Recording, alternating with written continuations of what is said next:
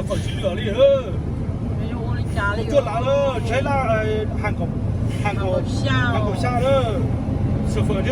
六里了，弄说了你好我带到街了，我带给他说，สดๆร้อนๆเนอะลูกใช้เนี่ยโหวันเตะเกียร์ซะเลยลูกใช้น่ะกูสวยเนี่ยเขาแต่ว่าจีจงเลยลูกจอกกระชับเป็นจงตันจอเลยจอแต่เสียตรงใช้ตายเด้อผูกเกาลักเด้อผูกเกาลักเด้อสดๆร้อนๆเลยห่างกูชาเลย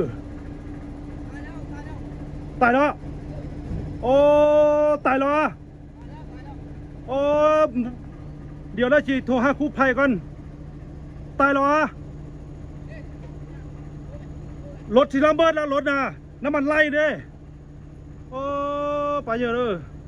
สดๆร้อนๆตรงใช้จีเตี้ยเลยเช่ไต่เกียร์เลยจีบอกกันว่าจีก้าหมูเจนะเจ้าของยอดจอดแต่เรายังยอป่าใช่ไหม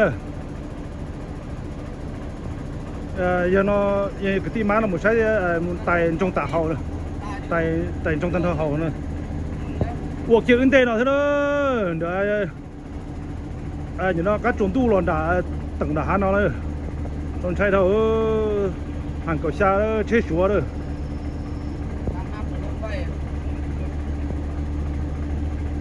โทรหากู้ภัยเด้อโทรหากู้ภัยอันสิเงินนี่เด้อตายเกี่ยวเด้อเชียร์เลย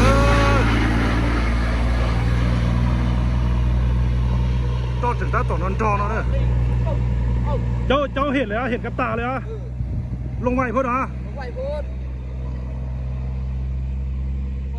ห่าง17เด้อ Q785 XA คนจีนที่ห่างกว่าชาเนอะห่างกว่าชาเนอะสนใจดีเดียวพวกเกี่ยนเดนเอาเสือพวกเกี่ยนเดนเอาเสือ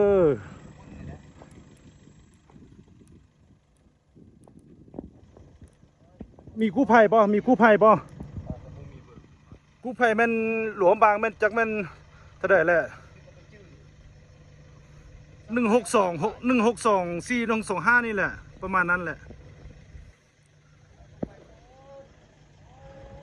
เบรกบูยูนะรถอันนี้นะวึงนี่นะ